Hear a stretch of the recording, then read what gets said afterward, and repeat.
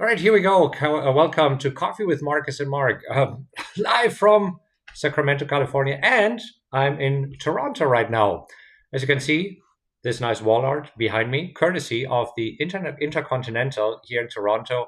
Anyhow, it is good to be here. Today is Thursday, September 15th, and there's a lot going on. Yesterday, stocks were slightly higher after Tuesday's massive sell off. We also see that the producer price index came in line with expectations. This morning, we had a mixed bag of economic data. The fear index dropped a little bit, but what is happening this morning? And then also, the Ethereum upgrade is complete as of last night. So, what's happening? We'll talk about of what that means, and we will show you our positions that we entered on Tuesday and see how they're doing here this morning. So, lots to talk about. If this is your first time here, I'm Markus Heitkoetter. This is my head coach, Mark Hodge, and we are real traders. We trade live accounts, and we have a lot of trading experience doing this. So in this show, we will show you what we do, what we see in the markets happening, how we react to this, and we're not afraid to tell you how it is. And if you're looking for some honest insights into the fascinating world of trading, you are in the right place. So, with that said, Mark, let's see of what's happening here in the markets. Let's talk about yesterday first. So, yesterday slightly up after this massive down day on Tuesday.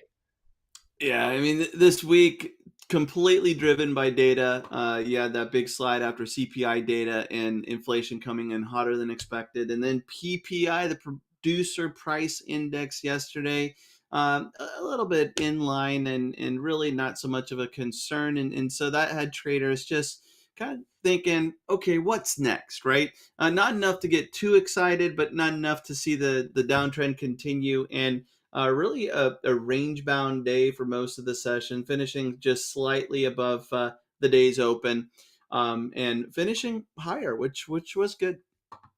Yeah, so this is when we look at the 5 minute chart of yesterday. We just see yesterday a lot of diddling around after we had this massive sell off here on Tuesday, and market participants really trying to figure out, okay, so what's happening? CPI data really bad, and by really bad we mean that inflation is still on the rise. So this is where many expected inflation to decrease.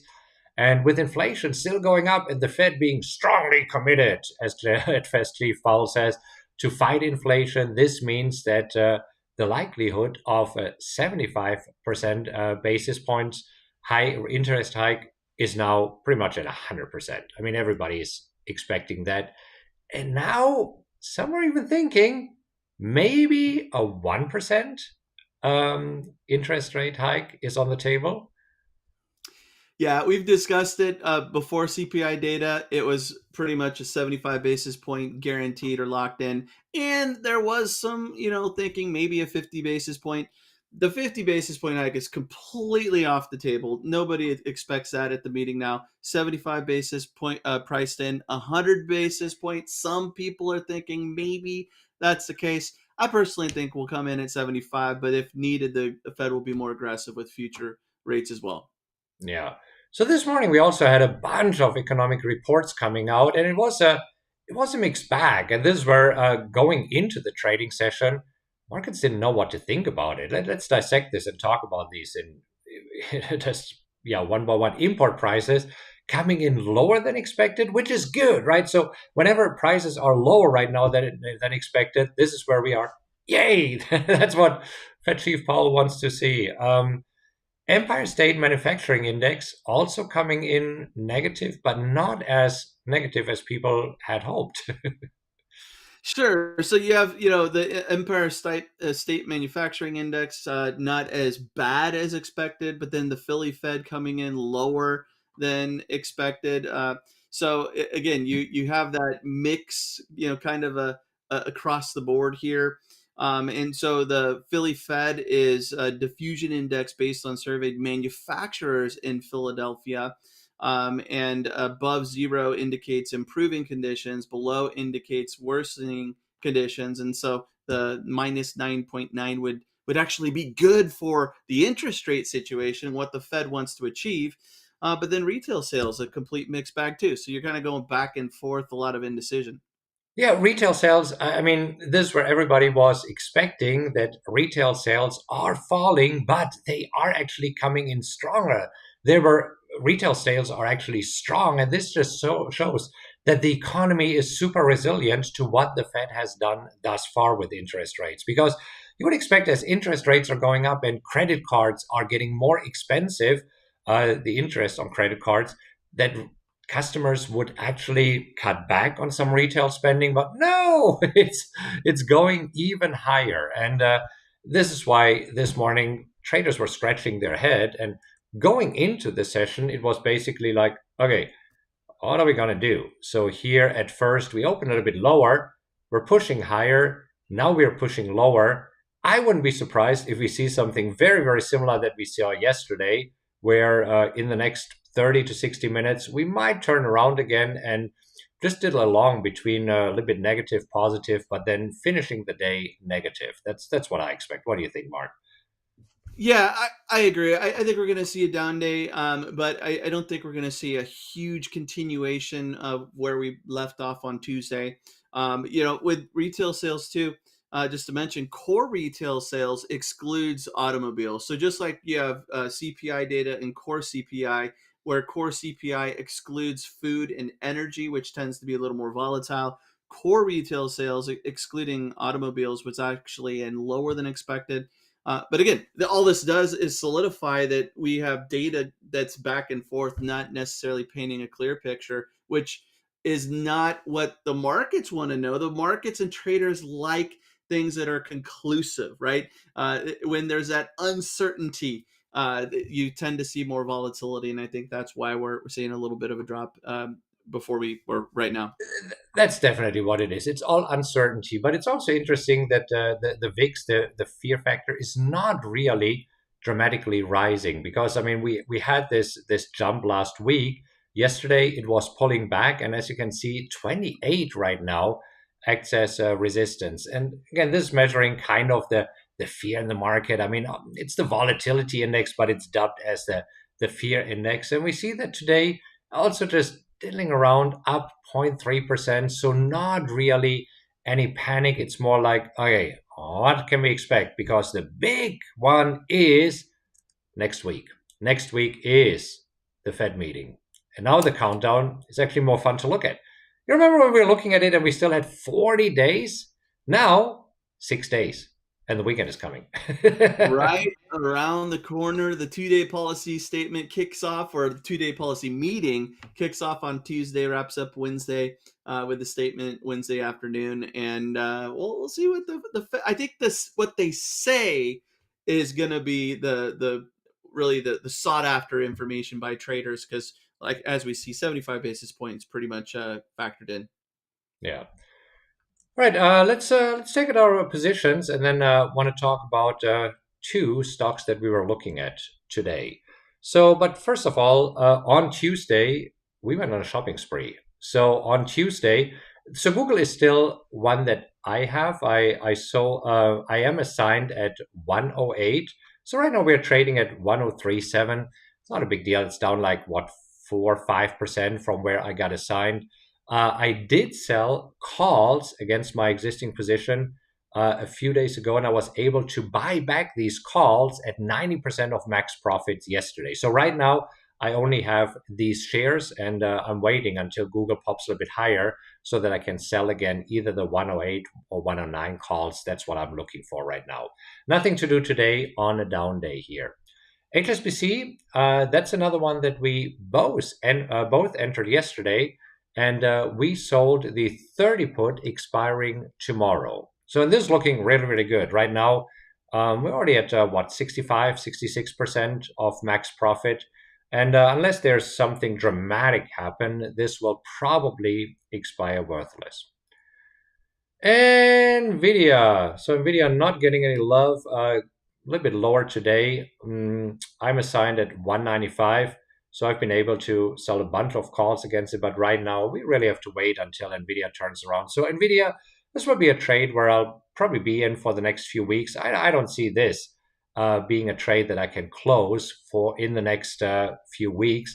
So that's probably definitely something that I carry over in October. But there's good possibility that in October I'll be able to sell calls again. And for you, it's AMD looking Correct. very similar, right?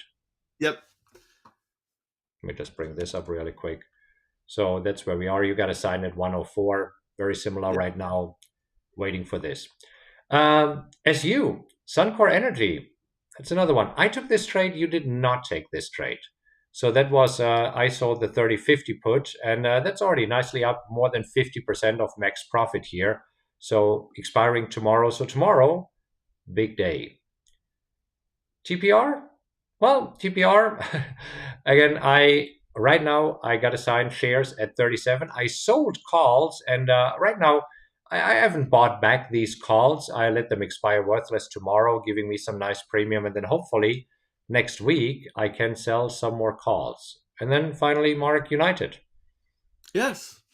We sold the 35.50 on United, and that one's working out nicely, up 1% today. And I have an order in to close at 90%, 2-cent order, and I was close to closing it today to maybe free up a position, but I decided against that. We'll see if that 90% order fills. Yeah, and you got filled at 18 cents. I got filled at 14 cents. So for you, for the 18 cents, it makes sense to put the 2 cent closing order in at 90%. For me, with 14%, it should be closer to a 1 cent order. And I rather let this expire worthless. Yes, I see. Dude, I see you're smiling of how you beat me. Yes, well done. Well done. It was only 4 cents, an extra 25%. Well, but you didn't get into Suncor. True. And I like Suncor. I decided to pass on that one, but I think that was a great trade. And I actually want to talk about Suncor and Halliburton today because both popped up on the scanner and both are super similar. So if Yeah. you look at a 1 year chart, this here is Halliburton, this here is Suncor. I mean, so first of all, both are in the same industry and the chart looks very, very similar. I would agree.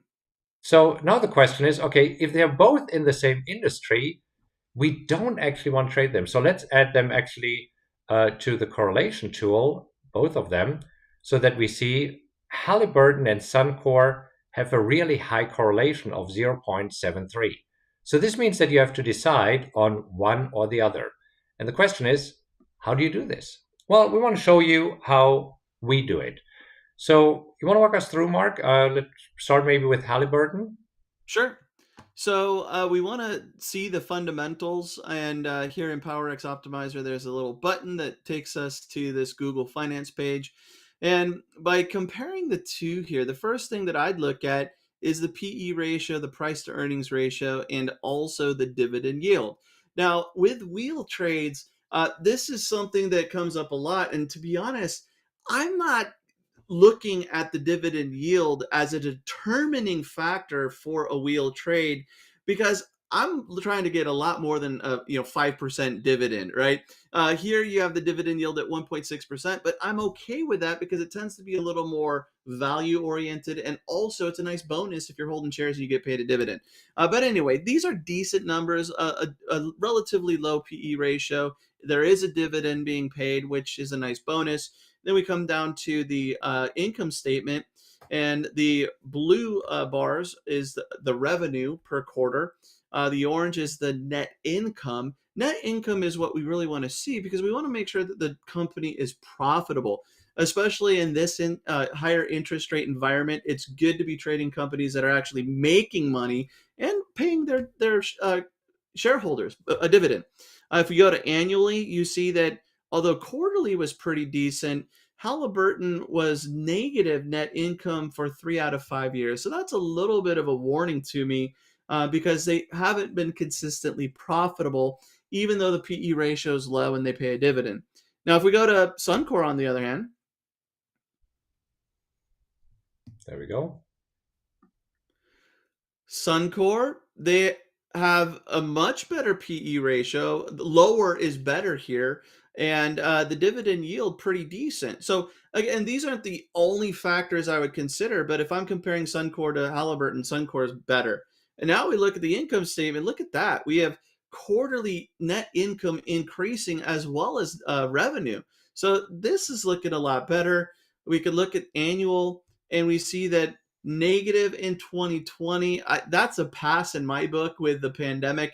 If a company has positive net income for 4 out of the last 5 years and struggled a little bit during the pandemic, that isn't a major concern. But here we see Suncor much more profitable, much more consistent, and at least to me, that makes Suncor an easy winner between the two. Right. So this is how we pick. Actually, we talked about it this morning with our mastermind. We compared it also to Valero VLO, because that's another one that is actually on the chart looking very decent. And we want to see, okay, which one of these makes sense. And so that's why we look at the fundamentals here to decide what to do and how to pick the best stocks. I think the important takeaway for you is number one, make sure that you're not trading correlated stocks. And this is where we have the asset correlation here that gives us warnings if some of the stocks that we are trading are too highly correlated. And number two, do not only look at the chart. It does make sense, especially with the wheel, that you do take a look at the fundamentals, because there is a possibility that you are assigned, that you are owning these shares, and then you want to make sure that you're comfortable owning these shares. And so I did a little bit more detailed video on how to pick the best stocks for the wheel strategy, and I'll link to it right here. So take a look at this one, at the video, and then we will see you in the next stock market update. Happy trading, everybody.